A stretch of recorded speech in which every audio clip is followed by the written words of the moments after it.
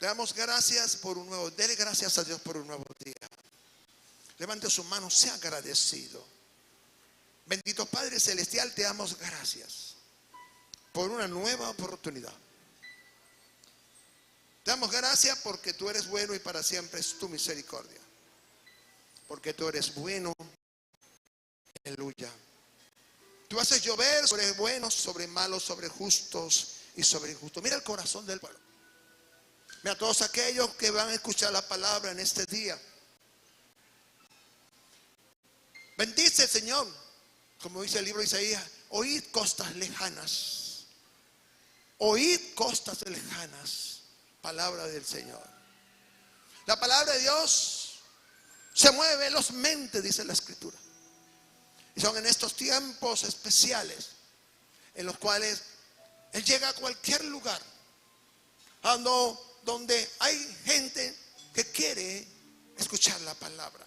Somos un país donde hay libertad para predicar la palabra.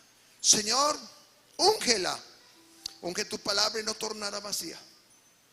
Pasa ese carbón encendido en mi boca para que esta palabra fluya en el espíritu de vida. Que traiga crecimiento, revelación al pueblo de Dios. Te lo pedimos en el bendito nombre de Jesús. Amén. Pueden sentarse. ¿Sabe que la Biblia contiene una serie de figuras y simbolismos para expresar pues muchas cosas que no están reveladas? Y esto forma parte pues de la revelación de la palabra. Y hay cosas que están ocultas a nosotros.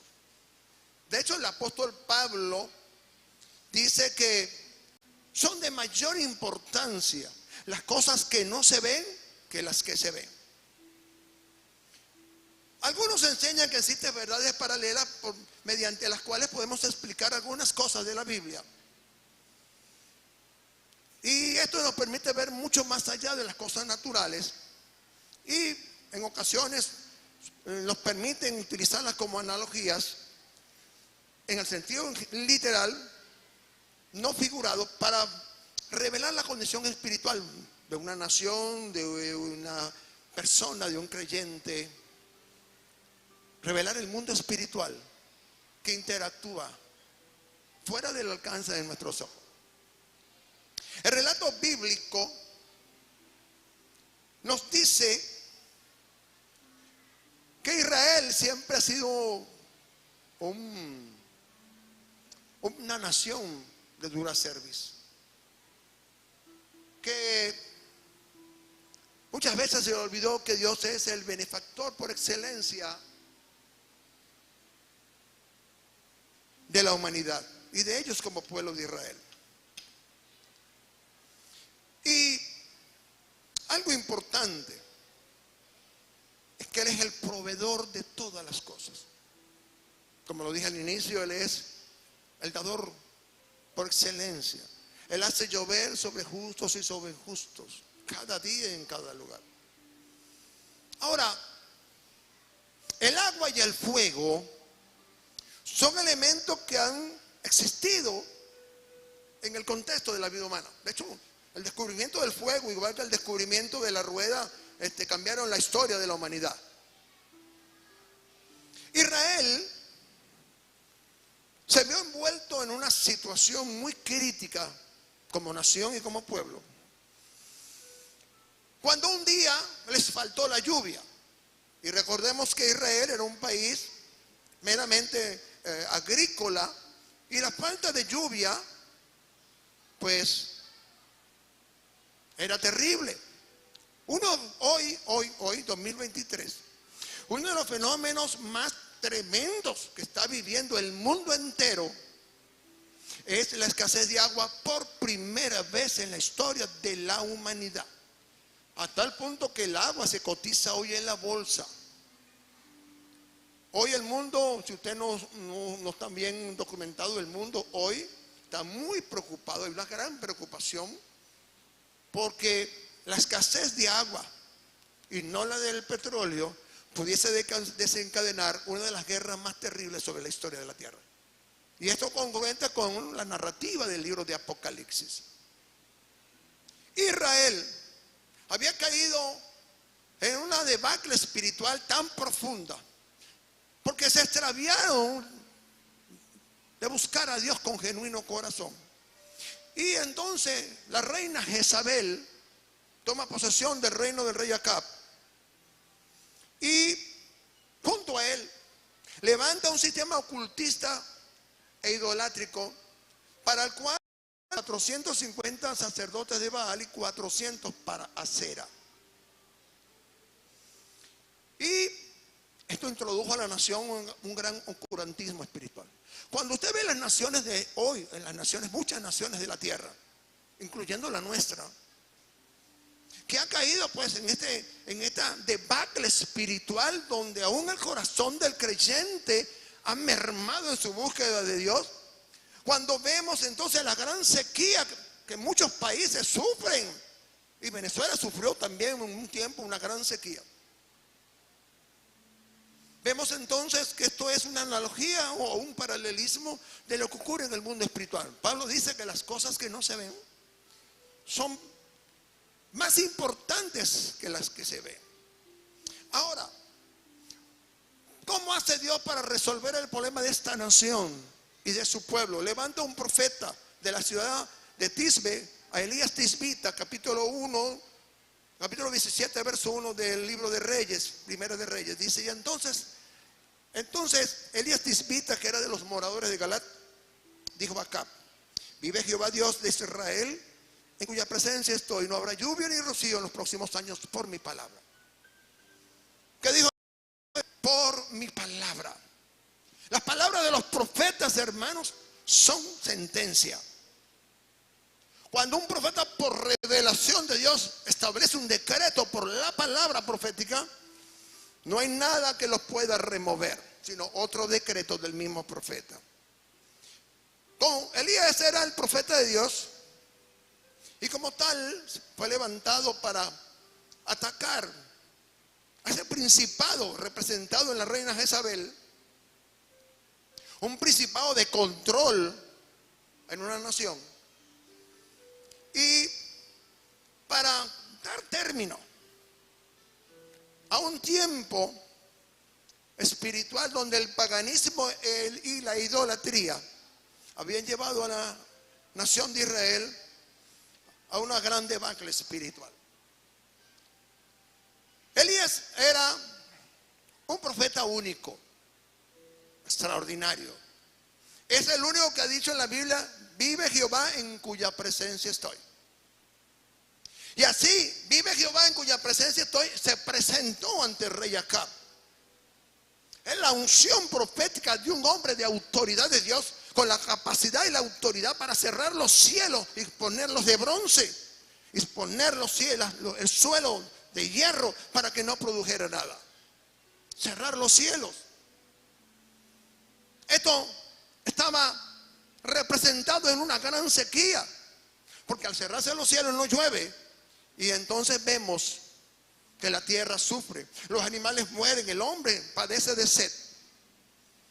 Ahora, esta sequía era una analogía o nos permite crear un paralelismo con la ceguera espiritual que sufría el pueblo de Dios.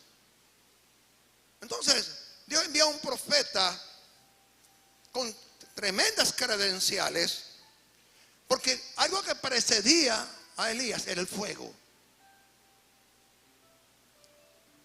Había una creencia, escúcheme bien, en aquellos tiempos, de que Baal y Acera controlaban la lluvia y el rocío, que eran elementos indispensables para la manifestación de estas deidades en la tierra de Israel. ¿Qué hace Dios? Primeramente debemos entender que de Jehová es la tierra y su plenitud, y de todas las cosas que en él habitan. Quiere decir que todo lo que él ha creado cumple un propósito. Israel era considerado el pueblo de Dios, pero cayó en una debacle espiritual. Y entonces Elías es llamado para confrontar directamente el poder de Jezabel. Jezabel era una mujer, para los que nunca han leído la Biblia, pero En ella está representado el espíritu de Jezabel. Es el espíritu que, se lo voy a explicar en venezolano, es la que castra al marido y es la mujer la que toma el control del hogar. Ella es la que decide, ella es la que manda, y el hombre no tiene ninguna significancia, simplemente es un hombre que está allí, pero no tiene ninguna función. No ejerce sacerdocio, no ejerce paternidad, no ejerce cobertura espiritual. ¿Qué había hecho Jezabel?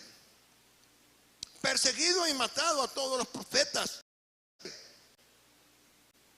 para plantar un sistema idolátrico que incluía sacrificios a un dios ajeno como era Baal. En contraste con la sequía, Elías recibe la orden de esconderse en el arroyo de Kerib, y allí fue sustentado sobrenaturalmente por cuervos, y el único lugar donde había agua en Israel era en el arroyo de Kerib, hasta que Dios permitió que se secase. Y él recibió la orden de ir a Sarepta de Sidón, porque allí había una viuda con una orden de sustentar al profeta hasta que se cumpliese el tiempo y él recibiese la orden de regresar. Cuando llegó al tercer año, en el tercer año, dice la Biblia, llega la orden, Primera de Reyes 18 del 1 al 2, y dice: ve y muéstrate acá, el rey, y yo haré llover sobre la faz de la tierra. Ahí, con esta palabra, comienza un tiempo en el cual ya Dios había decidido que espiritualmente Israel estaba preparada. 3 años y medio de escasez de lluvia, de hambre, había doblegado el corazón de Israel, preparándolos entonces para una visitación, para una manifestación extraordinaria.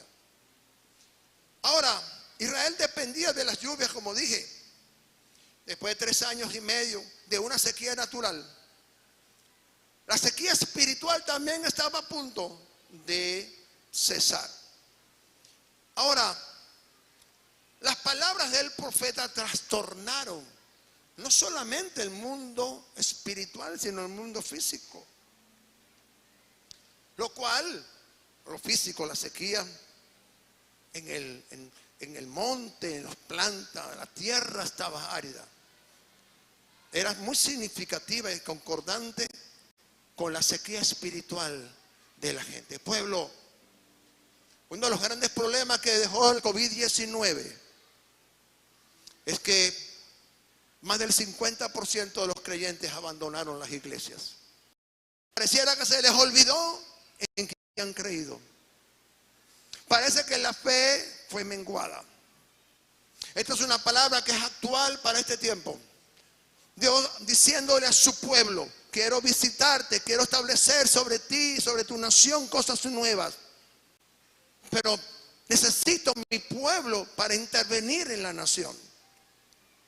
Pero cuando los profetas y los hombres de Dios cerraron sus oídos y plegaron, doblaron sus rodillas a Baal, entonces Dios no puede hacer nada por un pueblo que está indefenso, porque Dios levanta a hombres con muchísima unción y poder y autoridad para hacerle frente y confrontar las tinieblas en una nación como nuestra nación. Ahora,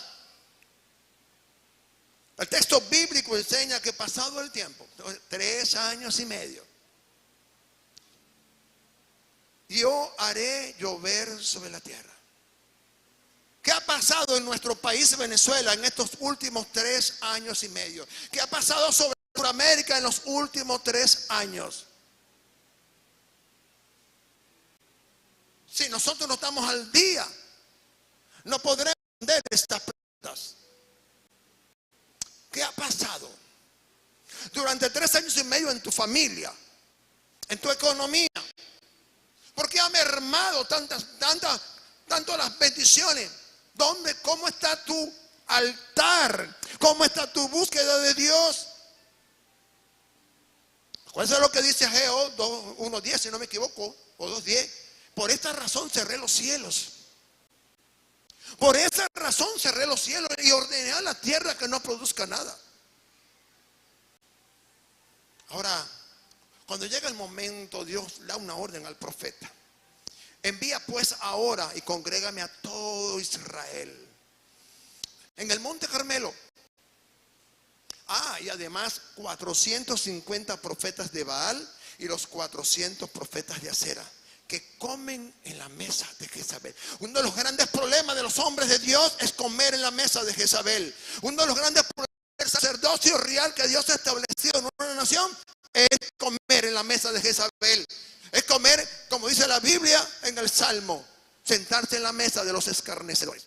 Nosotros los hombres de Dios no hemos sido llamados a claudicar ante las circunstancias. Somos la diferencia. Somos llamados a direccionar al pueblo en medio de las situaciones críticas para enseñarles a accionar por medio de la fe. ¿Cuántos dicen amén? ¿Cuántos están entendiendo esto? Esto es una palabra para traer avivamiento a su corazón, para traer una búsqueda, comenzar a ver la luz al final del túnel, en medio de la crisis. Porque muchas veces la crisis viene porque nos hemos olvidado de Dios. La Biblia dice que todo tiene su hora bajo el cielo. Y llegó la hora para nuestra nación, Sudamérica, para el pueblo de Dios, que hemos visto durante 3 años y medio una debacle, no solamente en lo económico, no solamente en muchas cosas, sino también en lo espiritual. Dios permitió, Dios cerró las naciones de la tierra en el 2020, porque pareciera que todo apunta a que somos la última generación. Porque estamos en 74 años después que la higuera floreció. Y una generación consta de 80 años. Y el Señor dijo, en Mateo 24, 32 a 36, no pasará esta generación sin que todas estas cosas que están descritas en Mateo 24 y Mateo 25 se cumplan. Pero ¿cómo tú puedes advertir a un pueblo que Cristo viene pronto? Sí. Perdió el contacto con el altar. Y no estamos hablando de este altar, estamos hablando del altar de nuestra casa, de nuestra intimidad, de nuestra oración, de buscar de Dios. ¿Cuánto se les olvidó abrir la puerta y meterse en el cuarto con el Señor? Mateo 6. ¿A cuánto se les olvidó el primer amor? ¿A cuánto se les olvidó la visión y el propósito que Dios tenía para cada uno de ustedes, para su familia? Tenemos que volver a la visión, tomar la visión. Saber que somos un pueblo escogido, somos una nación santa, pueblo adquirido. Somos llamados con tremendo ministerio a anunciar las virtudes de aquel que nos llamó de las tinieblas a la luz. Admirable. Ahora, ¿cuál era el problema? Dios le dice a Elías, quiero que vayas al monte Carmelo. Congrégame ahí a la gente porque yo me voy a manifestar hoy. Pero voy a hacer algo. Ahora hay un problema. Allí había un altar en el monte Carmelo, que por muchísimo tiempo fue un lugar de encuentro entre Dios y los grandes hombres de Dios. Allí adoraron durante mucho tiempo. Allí Dios trajo revelaciones a estos hombres. Pero cuando entró Jezabel a la nación y el pueblo, fue cayendo poco a poco en el oscurantismo espiritual, abriendo las puertas de su corazón a un culto pagano. El altar se arruinó. El altar durante años estuvo solo, desordenado, vacío y desarreglado. Pero Elías necesitaba primeramente poner las cosas en su santo lugar. Y dijo, oye, a los profetas de Baal, vamos a hacer una prueba. Y aquí saldrá un triunfador. Aquí el pueblo de Dios era el punto focal del profeta, no los profetas de Baal. Por lo tanto, ¿qué hace el Señor? Pone en el corazón de Elías confrontar fuertemente al pueblo de Dios. ¿Hasta cuándo claudicaréis entre dos pensamientos? ¿Cuánta gente hay aquí que claudica en dos pensamientos? Oye, ¿es Dios o es el gobierno, o es el gobernante, o es el empresario, o es alguien que tenga el dinero que me va a solucionar el problema? Aquí el profeta está interesado en que el pueblo se vuelva a Dios. La palabra claudicar queda muy evidenciado posteriormente cuando le corresponde a los sacerdotes de Baal llamar la atención de su Dios. La palabra caudicar viene de vacilar, que en hebreo es pasak. Raíz primaria habla de brincar, figurativamente saltar encima o librar.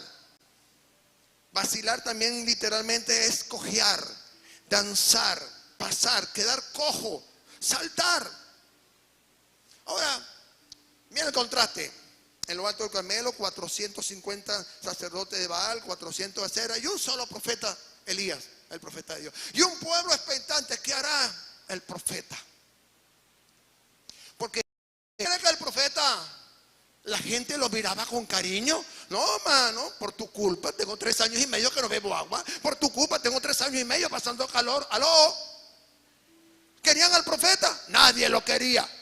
Porque los profetas son buenos cuando dicen, sabes, así dice el Señor, te viene una casa, te desata millones, amén, amén. Pero cuando el profeta le dice, vuélvete por tus caminos, vuélvete tu corazón, vuélvete a mí, dice el Señor, ay no. Nos volvemos espirituales y hablamos en lengua. Había desventaja, sí, había desventaja. Pero cuando el hombre de Dios sabe la autoridad, sabe el propósito por el cual está en este escenario, pueden haber, como dice la Escritura, 1 hará huir a 1000 y 2 harán huir a 10,000. El que contra ti vendrán por un camino y los que vengan contra ti por 7 se irán. Así que Elías conocía a Dios. Si vivía en la presencia de Dios, la unción y la gloria lo acompañarían. ¿Me hago entender? Amén. Ahora, ¿qué hace Elías? Da la orden. Vamos a prepararnos, cada uno, désenos 2 bueyes. Vamos a prepararlo como es el orden que se hacían los sacrificios, los holocaustos, y los vamos a poner en el altar. Pero ustedes primero, les voy a dar a ustedes la oportunidad, son 840 contra mí solito. No hay problema, yo voy a hacer humilde y me voy a quedar aquí. Preparen todo y entonces les voy a poner una disyuntiva. Aquí estamos definiendo quién es Dios para el pueblo hebreo y quién es Dios para ustedes, sacerdote Baal. Aquí la señal de que Dios es Dios es que no le pondremos fuego al holocausto. No, el que es Dios hará que se encienda cuando caiga fuego del cielo. ¿Cuántos dicen amén? Wow. Imagínense tremendo escenario creando la expectativa. No es un mensaje profético ocasional, no. El pueblo, oiga pueblo, estoy yo solo aquí. Miren, hay 840 hombres. Pero el Dios verdadero, el que está conmigo, me ha indicado que ese altar arderá en llama por causa del fuego que cae del cielo. ¿Cuántos dicen amén? Alabados a Dios. Cuando cae la unción de fuego, el Señor dijo a través de Juan el Bautista, yo no soy digno ni siquiera de atar los zapatos de aquel que viene tras de mí, pero el que viene detrás de mí os bautizará con Espíritu Santo y fuego. Yo que he visto a la gente cuando ha sido bautizada por el fuego, es impresionante. Créame. Ahora, algo que tenía Elías como profeta, estaba confiado porque él sabía que le había dicho las cosas y cómo había que hacerlas. Esto sus palabras marcaban la diferencia. Porque las expectativas de los sacerdotes paganos es que ellos, después que se dé inicio vamos a llamarlo así, el culto a su Dios, danzaban, gritaban, se tasajeaban, se sacaban sangre, pegaban gritos, saltaban como locos, hacían la danza de la lluvia y no pasaba nada. Pero no había ninguna voz que le respondiera. Yo me imagino la cara de Elías. Se lo estoy diciendo, yo se lo dije. Ustedes no me quieren hacer caso. Pero ¿qué hace Elías? Se burlaba. Tal vez duerme tu Dios. Hay que despertarle. Hasta pasado el mediodía, nada, no había pasado nada. Ninguna voz. Nadie respondió al clamor. Entonces Elías, yo me imagino que dijo, señores, Ya le he dado mucho chance. Permítanme a mí ahora. Convocó al pueblo. ¿Y qué tenía que hacer ahora Elías? Ordenar el altar. Porque el altar hasta ese momento eran muchos años desordenado, vacío, lleno de basura. Había que ordenarlo. Primero lo limpió el lugar, colocó la leña. Dame mis bueyes, los picaron según el orden, como siempre se hacía en el templo. Colocaron, pusieron el holocausto. Pero Elías dijo, wow, esto es lo mismo que hicieron ellos. Diga conmigo, esto es lo mismo que hicieron ellos. Capítulo 1 de Reyes 18, 32 al 33. Edificó con las piedras un altar en el nombre de Jehová. Lo primero, edificar un altar. Después hizo una zanja alrededor del altar. ¿Quién lo hizo? Elías. No fue el pueblo. ¿Con qué intención? Que en él cupieran 2 medidas de grano. Preparó luego la leña y cortó el buey en pedazos y lo puso sobre la leña. ¿Quién lo hizo? Elías, el profeta. Y luego llamó a alguien y le dijo, llenad 4 cántaros de agua y derramadla no en la zanja, sino sobre el holocausto. Primero sobre la víctima, luego la leña, y luego todo esto mojado el agua destilaría y correría hasta la zanja y hasta donde estaban las medidas de grano. Háganlo otra vez. Y otra vez lo hicieron. Y dijo, aún hacedlo la tercera vez. Y lo hicieron la tercera vez, de manera que el agua corría alrededor del altar. Y también se había llenado la zanja de agua. ¿Qué escenario tan poderoso? Cuando Dios establece revelación de las cosas nuevas que va a hacer, hay cosas que solamente se le revelan a los profetas. Poder como el de Jezabel había que quebrarlo, pero en el altar, pero no con el altar convencional que se había dejado atrás durante años. No, este era un nuevo altar con elementos nuevos. El agua. ¿A quién se le ocurre, siendo el agua un elemento antagónico del fuego, por antonomasia, es así? ¿A quién se le ocurre? Uno así como por lógica dice, bueno, no, en lo que el fuego caiga en el agua, se acabó. El problema que no era cualquier fuego, diga conmigo, no era cualquier fuego. Ese no fue el fuego que inventó el hombre, no, es el fuego que venía del cielo. El fuego que se había manifestado cuando se inauguró el templo con Moisés, que la gente tuvo que salir corriendo porque la gloria de Dios se manifestó. Era el mismo fuego cuando en los días de Salomón, cuando se dedicaba al templo, el fuego caía sobre el holocausto y era símbolo de la presencia de la gloria de Dios. Ese mismo fuego estaba dispuesto para caer sobre el monte Carmelo, sobre un altar preparado por un profeta. La leña y el fuego, elementos esenciales para cualquier sacrificio y cualquier altar. Pero el agua es el enemigo natural del fuego. Ahora, la pregunta, ¿por qué razón el profeta mandó a buscar, a echarle agua al altar? Déjenme primeramente recordarle que no había agua. Diga conmigo, no había agua. O sea, había desaparecido hace 3 años y medio el agua. Ahora la pregunta, yo pienso que los profetas el profeta hace salir cosas donde no hay. El profeta envió a alguien y le dijo, búscame agua. ¿A dónde? Porque él mandó 7 veces al siervo a los montes, arriba del monte, y nunca vio el agua, nunca vio la lluvia. Trágame el agua. No, que es la revelación bíblica. Cuando hay profetas maduros, y por eso son las escuelas de profetas, el alumno profeta o el hijo de los profetas tiene que ver lo que ve el profeta. Evidentemente hay una fuente sobrenatural donde los encargados por el profeta fueron y sacaron los 4 cántaros de agua. O sea, si Dios alimentó sobrenaturalmente a un hombre, ese mismo Elías oró por el poquito de aceite y el poquito de harina y nunca escaseó. No dice que se llevó una cantimplora de agua,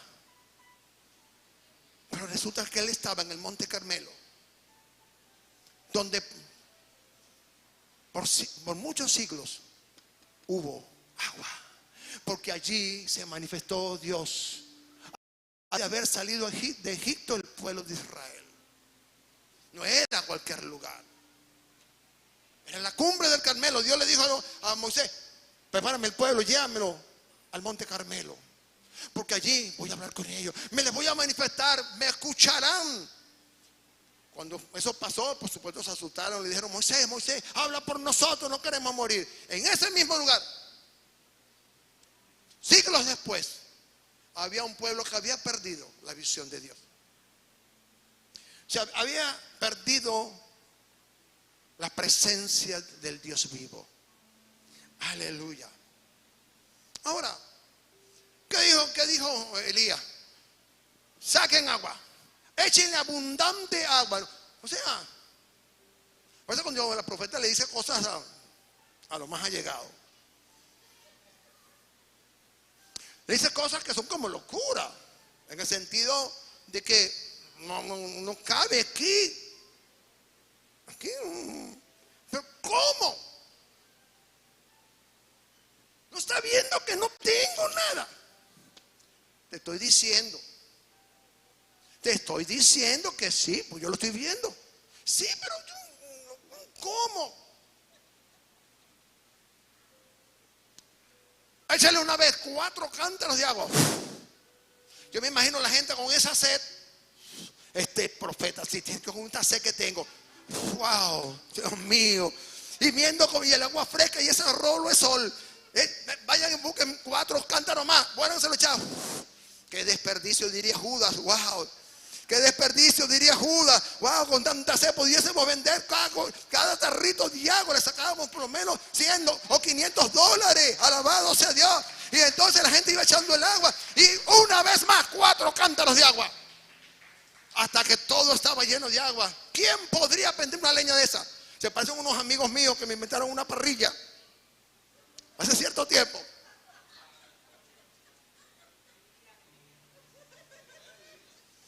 Y no había forma de prender el fuego. No había manera. Se buscaron. No. Total que me invitaron a comer la parrilla a las 2 de la tarde y eran las 9 de la noche y la parrilla no estaba, porque no se prendía el fuego. Perdieron mi confianza, porque cada vez que me dicen: apóstol, ¿qué es lo que vienen a comer? No. Cuando esté listo yo voy. Unos amigos míos, no tienen nombre, pues, como estos que estaban echando el agua, no tienen nombre. Pero yo estaba acostumbrado a caminar con ese profeta. Ay, Dios mío.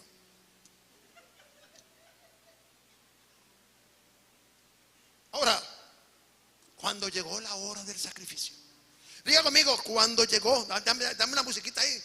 Cuando llegó la hora del sacrificio.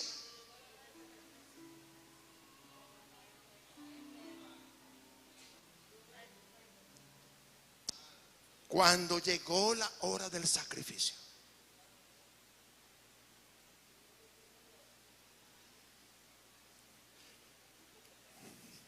El fuego vendría del cielo.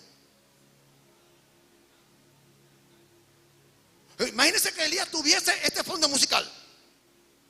Hermanos, estamos listos para ver la manifestación poderosa del Dios vivo de Israel.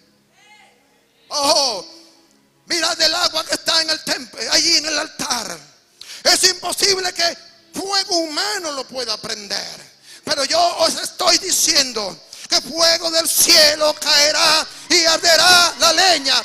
arderá el holocausto, y aún el agua también será consumida, porque es un nuevo diseño para el altar de Dios para estos tiempos. Aleluya. Un diseño del cielo que se va a establecer en un nuevo altar sobre nuestra nación, sobre nuestras vidas, sobre Sudamérica. Elías está diciendo, como profeta de Dios, va a venir fuego del cielo. Y esto va a probar que Dios, el que yo represento, en cuya presencia estoy, ese Dios, ya está aquí, tiene listo todo. Porque lo que es natural es que la gasolina, el queroseno o ese tipo de cosas o la paja ya se encienda. Pero nadie está esperando. Nadie está esperando que el agua pase algo extraordinario con el agua. Primera de Reyes 16:37 dice: cuando llegó la hora de ofrecerse el holocausto, se acercó el profeta y dijo: Jehová, Dios de Abraham, Dios de Isaac y de Israel, sea hoy manifiesto que tú eres Dios, de él, y que yo soy tu siervo, y que por mandato tuyo he hecho todas estas cosas. ¿Cuáles cosas? ¿Cuáles cosas? Si todavía estaba preparando, todavía estaba preparando el escenario. Aleluya. Yo me imagino al espíritu de Jezabel ahí, a lo mejor riéndose del profeta, porque nunca se había visto algo así. Como hay cosas que Dios está haciendo hoy, como dice la escritura, cosas que ojo no vio, ni oído yo, ni han subido del corazón de hombre. Son las cosas que Dios tiene preparado para los que le aman. Aleluya. Tenemos que estar preparados para estas cosas. La unción de este tiempo, la unción de los Elías de este tiempo que Dios está levantando, oh aleluya, son generación de gente llena de la presencia de Dios con unción y autoridad. Ahora, Elías era el hombre, era el profeta, y una unción sobrenatural lo respaldaba. No solamente era el profeta verdadero, sino un reformador espiritual de Israel. Oró a Dios y esperó la respuesta. No hubo truenos, no hubo centellas ni relámpagos, no fue amor instantáneo, no sabemos. Pero dijo: Señor, reconozco que eres tú, y por ti es que he hecho todas estas cosas. Haz volver el corazón de tu pueblo hacia ti. Aleluya.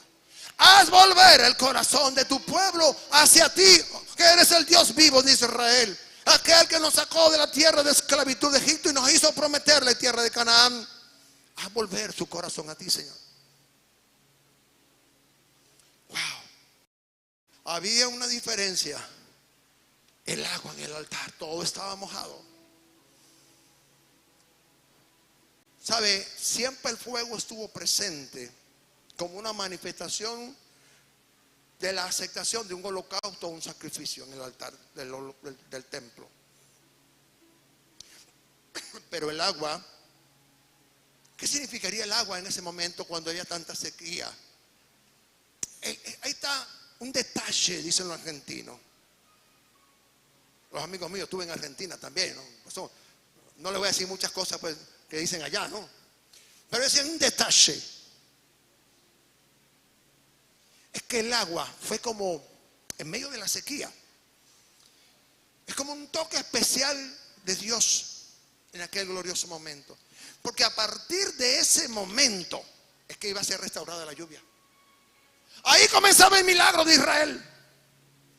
Ahí comenzaba el milagro. Que la lluvia, que fue lo primero que le pidió Elías a la viuda: dame agua.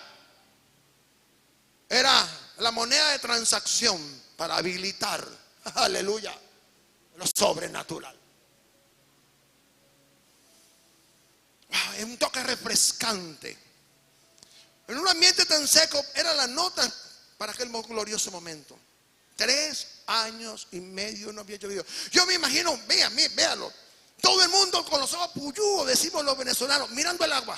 Agua. Diga conmigo, agua. Agua, que me quemo.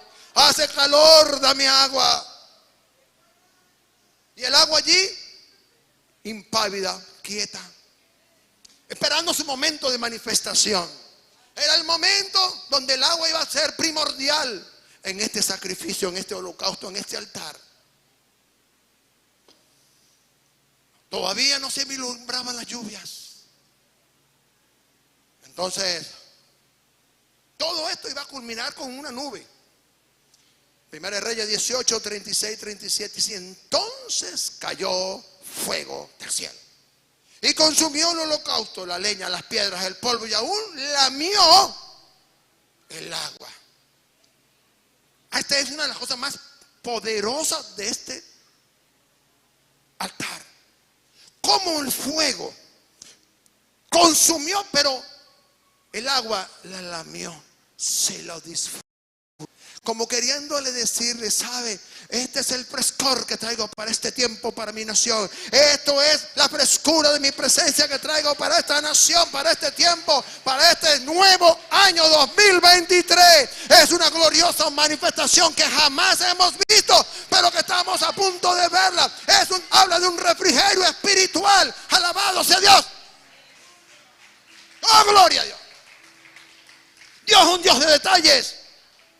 Porque la gloria se iba a manifestar. Porque una vez que el agua desapareciera, todo el poder de Jezabel, todo el poder de sus sacerdotes sería quebrado. Israel sería libre de la atadura espiritual que lo había esclavizado. Qué escena tan poderosa. El fuego lamió el agua y la gloria de Dios se manifestó. A diferencia de Israel, estaba acostumbrado a ver la gloria de Dios a través del sumo sacerdote o en los sacerdotes, pero jamás había visto algo como esto. Dios tiene que dar mucho más revelación sobre esto. Esto es lo nuevo anunciado para este año. He aquí, estoy por hacer cosas nuevas. Esto es lo que es la visión para este año. Seguir construyendo bajo la unción.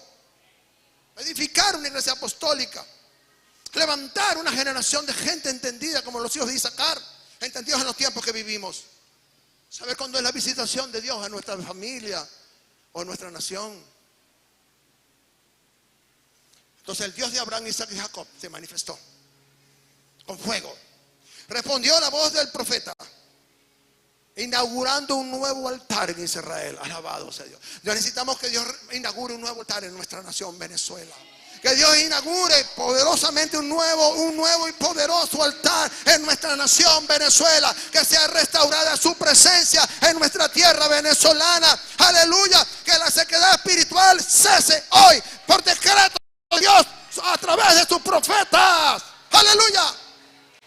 Creen al Señor y seréis confiados. Creed a sus profetas, seréis prosperados. Wow. El fuego de su santa presencia. Imagínense después que ocurre todo aquello, ¿cómo queda el altar? Pura ceniza. Pero quedó establecido. Se abrió un nuevo tiempo, una nueva temporada. Se inauguraba una nueva estación para Israel. El fuego era la manifestación ante el pueblo. Levítico 9, 23, 24 dice, voy terminando. Y entraron Moisés y Aarón en el tabernáculo de reunión. Salieron y bendijeron al pueblo. Y la gloria de Jehová se apareció ante todo el pueblo. Y salió fuego de delante de Jehová y consumió el holocausto con las grosuras sobre el altar. Y viéndolo todo el pueblo, alabaron y se postraron sobre sus rostros. Ahora, los de Baal no tenían un Dios que respondiese con fuego. Oh, wow. Pues a diferencia del sacrificio que se hacía en el tabernáculo por medio de los sacerdotes, y ellos prendían el fuego, aquí el holocausto, la leña, todo fue consumido directamente desde el cielo, lo cual era de agrado de Dios, porque Él quería reconciliar al pueblo. Ahora, ¿Qué quería Dios con todo esto? Primero, glorificarse. Glorificarse a sí mismo entre el pueblo. Finalmente, el propósito era que la gente reconociera quién era el Dios verdadero. ¿Y qué hizo el pueblo cuando se postró? Jehová es el Dios. Jehová es el Dios. Ahora, ya está una parte, pero todavía no llueve sobre la nación. Se quiebra el poder satánico, pero los cielos aún no son liberados. Aún la tierra no es liberada. Vemos que entonces la narrativa bíblica nos enseña que Elías tomó una decisión como profeta de eliminar a los 840 hombres que eran sacerdotes. Y luego, cuando va con Acab a comer en el alto del monte, le dice al siervo: sube a lo alto, dime qué ves. Durante 7 veces el siervo no vio nada. Voy a ponerlo en contexto. Póngase que usted está en Sabasnieves, en Caracas, ¿verdad que sí? Si usted tiene que subir arriba al Humboldt, si usted comienza a las 9 de la mañana, llega a las 3 de la tarde. Y si tiene que regresar porque usted no ve nada, le toca regresar y le dice al profeta: oye, profeta Rosa, yo no vi nada. ¿Cómo? Déjame decirte algo, es que yo lo estoy escuchando. Hazme el favor, vuélvete para arriba, vuélvete. A la segunda vez el tipo puede decir que sí.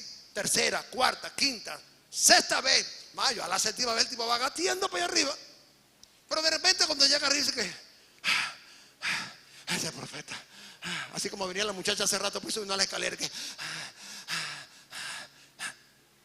¿qué veo? Oh, estoy viendo lo que vio el profeta. Yo tengo que bajar rápidamente. Yo me imagino que se tiró por esa bajada. Y Elías tranquilazo allá, tomándose su vaso en Nestlé. Heme aquí, yo iré a Jezreel. Porque él sabía que iba para Jezreel. Ah, ¿qué viste? ¿Qué viste, mi siervo? Ay, profeta, discúlpeme, tenía razón. A lo mejor me gano un chicote con usted, pero sí, veo, ahora vi la nube. Ah, viste la nube. Pero yo escuché la lluvia. Una cosa es que tú veas la nube y otra cosa es que el profeta escucha la lluvia. Hace muchos años,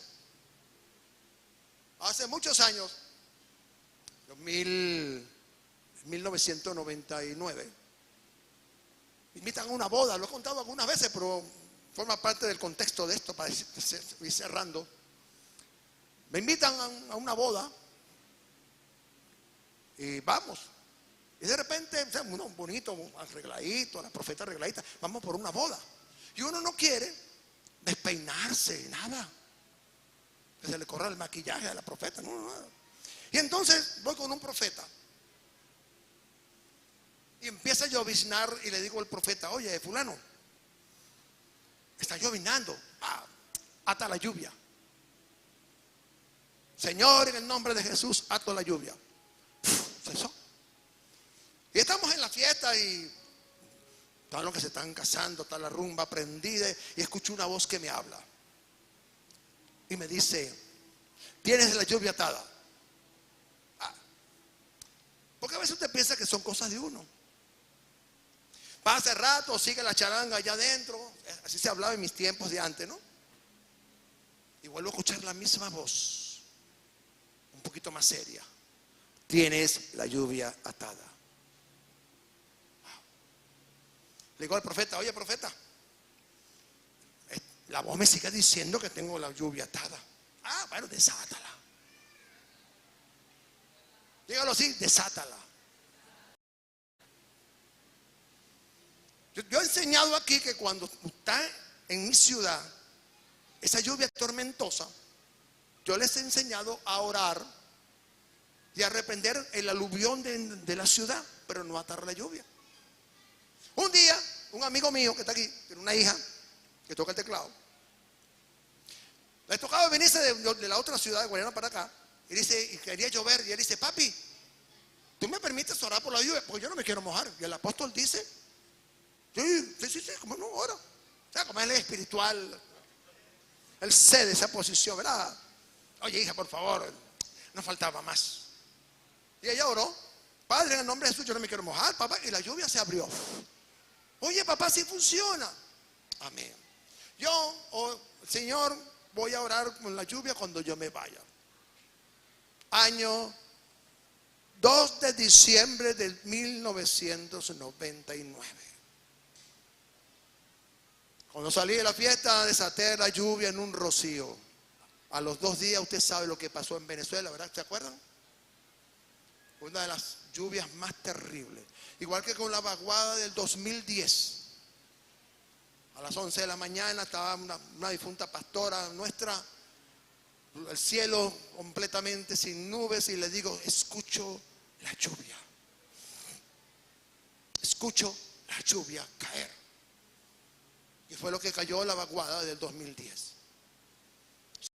Anunciar cosas. La lluvia es un sinónimo de bendición, pero también muchas veces trae juicio sobre las naciones idólatras. Wow. Y el fuego lamió el agua que estaba en la zanja. Algo jamás visto. Le digo esto porque muchas veces Dios quiere, Dios va a traer sobre naciones juicios. Y va a levantar a los atalayas para decirle al pueblo, viene algo de parte del Señor. Salid de medio de ellos, pueblo mío. Vemos entonces que en Primera de Reyes 18:44, su parte C dice, y dijo, ve y dile a Acab, unce tu carro y desciende para que la lluvia no te ataje. Uno de los grandes problemas de la lluvia es cuando te ataja. Cuando viene desbordante. Elías, su oración, escúcheme bien. La oración de Elías fue capaz de cerrar los cielos por 3 años y medio. Y la misma oración, la misma voz, el mismo decreto de un hombre sujeto a pasiones como nosotros, devolvió la lluvia a una nación. No a un lugar, a una nación. No seamos como aquel hombre que dijo, Señor, pongo un vellón aquí. Imagínate, me estoy acordando de eso hace 50,000 años. Pongo un vellón, Señor. Si tú eres Dios, si tú eres Jehová, haz llover dentro del vellón. ¿Qué pasó al día siguiente? Estaba mojado el vellón. Pero después dijo, no, pero tú necesito confirmación de que esto es tuyo. Haz que llueva por fuera del vellón, pero adentro no llueva. Y Dios le confirmó. Pero nosotros no podemos vivir así, porque Pablo doctrina que los hijos de Dios son direccionados por el Espíritu de Dios. Vienen tiempos sobre nuestra nación, sobre nuestro continente americano y sobre el mundo entero. Cosas que caerán como lluvias torrenciales, como pasó el año pasado en lugares donde había dejado de llover durante muchísimo tiempo. Vinieron las lluvias más torrenciales en más de 80 años. ¿Qué hacía la lluvia? ¿Qué le dice él? Sube, quiero que veas. Yo necesito que tú entiendas, seas testigo de que la lluvia regresaron. Que la lluvia regresaron para poner fin a la sequía espiritual de un pueblo y a la sequía natural de una nación. Y también es la señal que da fin a la adoración a Baal. Fue derrotado el dios Baal. Primera de Reyes 18, 44, 46 dice, y aconteció que estando en esto están conversando, y que los cielos se oscurecieron con nubes y viento, y hubo una gran lluvia. Subiendo acá vino a Jezreel, y la mano estuvo sobre Elías, el cual ciñó sus lomos y corrió delante de Acab hasta llegar a Jezreel. Incline su rostro. La lluvia estaba en camino. Vemos que Elías oró Y Acab, después de comer, obedeció la orden del profeta. Unce tu caballo, prepara tu caballo y corre. Corre a la máxima velocidad, porque Dios no quiere que la lluvia te ataje. Tú sigues siendo el rey. Y sobrenaturalmente la mano del Señor vino sobre Elías, quien corrió más rápido y llegó primero a Jezreel. Ahora, ¿cuántas naciones hoy, hermanos, están bajo el poder del oscurantismo espiritual? Cuando se dice que hombres con hombres se pueden casar y mujer con mujer se pueden casar. Cuando hoy la ideología de género está trayendo destrucción a las familias y a la generación que está creciente. Como hoy podemos ver que cientos de siervos de Dios están inclinando sus rodillas ante Baal y adorándole a Baal por dinero, por posición, lo cual trae debacle espiritual. La iglesia, en comillas, los ciertos hombres de Dios pierden autoridad para confrontar las tinieblas y las potestades de una nación. Todo esto trae sequía espiritual y una debacle económica en una nación, que por culpa de unos, una nación sufre y padece las consecuencias. Cuando los altares de una iglesia son abandonados por los pastores y se van a otra nación. Cuando se perdió la visión de lo que es un altar de adoración. Un altar donde viene palabra del Señor, trae salvación, trae vida eterna, trae profecía, trae dirección profética para personas. Se establecen principios del reino a través de hombres de Dios.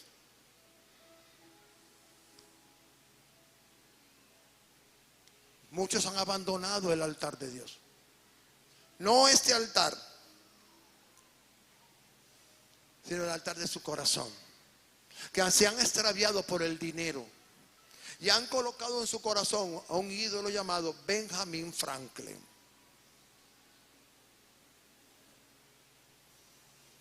¿Dónde queda el altar de Dios? ¿Quedó arruinado? ¿Cómo está tu altar hoy? ¿Cómo está nuestro altar hoy? ¿Arruinado? Lleno de cachivaches viejos, decimos los venezolanos. Que nos olvidamos de quién nos facturó en la cruz del Calvario. ¿Cómo nos hemos permitido que nos roben la fe los ídolos? Como el dinero, como el dólar.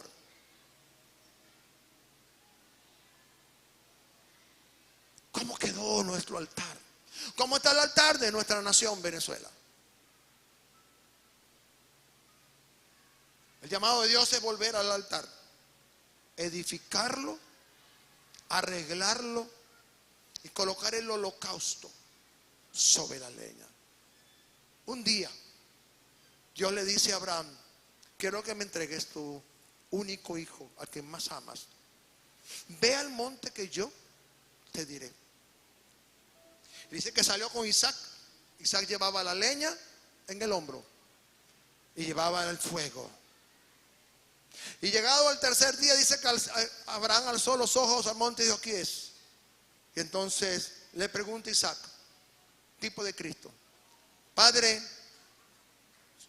llevamos la leña, llevamos el fuego, ¿dónde está el holocausto? Y él le dijo: Jehová proveerá. Hay realidades espirituales. La vida cristiana no es meramente circunstancial o para que la vivamos religiosamente como es la costumbre. En ese altar debemos poner el sacrificio para que ver si le agrada a Dios el sacrificio.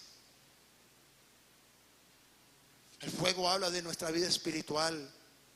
Cuando podemos ir a orar por los enfermos, evangelizar, ir a los hospitales.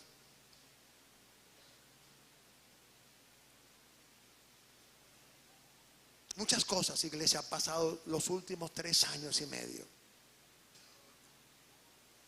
Llegó la orden de arreglar, ordenar el altar que está arruinado, abandonado, destruido y lleno de cosas que a Dios no le agradan. Es necesario, y era el principio espiritual del Monte Carmelo, que el pueblo se volviese a Dios. Que el fuego que él un día dijo que nunca se apagara, no se vuelva a apagar.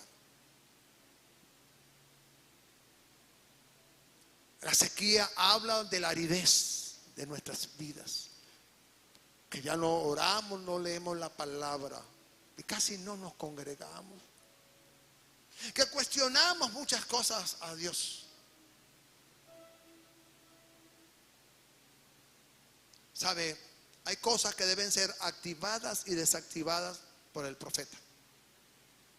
Eso lo va a hacer por dirección de Dios. Pero la orden que trae el profeta es ordenar el altar, establecer el diseño divino en el altar. Nadie sabe más de adoración que Dios. Aunque la samaritana le dijo, aquí en este monte, en este pozo, adoraban nuestros ancestros.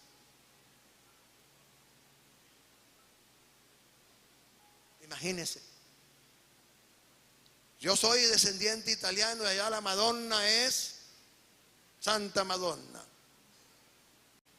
Y mi esposa, como buena descendiente portugués, sus padres amaban a la señora. Ellos le dicen la Nosa Señora, la Nosa, ¿no? Algo así, ¿no? La Virgen de Fátima, la Reina del Cielo. ¿Y el Dios vivo? Es tiempo que vuelva la lluvia. Lo que se activa de parte del profeta es lluvia, tipificado por la lluvia. Habla de prosperidad, tiempos de abundancia, tiempos de restitución. Habla de frescura, de que los problemas comienzan a desaparecer. El profeta está diciendo, se escucha la lluvia, prepárate para correr, que la lluvia no te ataje. ¿Sabe por qué? Porque cuando llega la lluvia, dígalo conmigo, es tiempo de reverdecer. Alabado sea Dios. Es tiempo que tú reverdezcas, alabado sea Dios. Que todo aquello que estuvo en tus ramas secas comienza a reverdecer. Comenzarás a ver las hojas verdes. Comenzarás a tener fruto, porque es tiempo de reverdecer. Dígale de un lado, ha llegado el tiempo de reverdecer. Aleluya. El agua te va a hacer reverdecer. Cuando tus raíces, porque lo más poderoso de un árbol no son las ramas, son las raíces. Y lo dice el Salmo, que somos como plantas, como árboles plantados a las orillas de las aguas. Reverdecerás. Jeremías 10:13, y con esto cierro, dice, a su voz se produce muchedumbre de aguas en el cielo. Wow, qué poderoso. Y hace subir las nubes de los postreros de la tierra. Hace los relámpagos con la lluvia y saca el viento de sus depósitos. Escúcheme bien. El profeta puede cambiar nuestra estación. Nos puede introducir en una nueva temporada y hacer que se escuche nuevamente la lluvia y comience a empapar en tu tierra. La orden es subir 7 veces al monte. ¿Cuántas veces estamos dispuestos a subir al monte? Es perseverancia, 7 veces. Porque el profeta te va a dar una palabra, pero tienes que subir 7 veces para ver lo que el profeta dice. Ver la lluvia. Ver es sinónimo de prosperidad y bendición. Muchos necesitan ver lo que ve el profeta. Él oye, pero él quiere que tú veas la lluvia como una mano. Es como la mano de un hombre que sube. Es como la palma de un hombre que sube. Oye, salmista, la palma de un hombre que sube. Eso es lo que el que es enviado por el profeta en la comisión de ver. Es una encomienda apostólica, es un trabajo apostólico. Tienes que subir. Y cuando cumplas, vas a ver el propósito para el cual yo te he enviado allá arriba. Aleluya. El milagro, tu milagro tomará forma en la mano como de un hombre. Esa será una nube. Los que entiendan esto no dejarán pasar al profeta. No dejarán pasar al profeta. Porque el profeta dirá: ¿cuál es tu interés conmigo? ¿Qué es lo que tú quieres que yo haga contigo? Alabado sea Dios. Quiero poner una estación de reposo en mi casa contigo. Quiero poner una estación de reposo para que tu unción repose sobre mi casa. Aleluya. Es tu deseo. Estos son tiempos de restitución. Dios utilizará a los profetas para restaurar el propósito sobre nuestras vidas. Aleluya, Jesús. Oh, Santo, Espíritu Santo de Dios. Oh, Santo poder. Yo quiero que veas algo. Ven. Aleluya. Hay una nube que está sobre algunas personas. Hay una nube que está cargada de algo poderoso. Allá atrás, levante sus manos. Dale forma a la nube.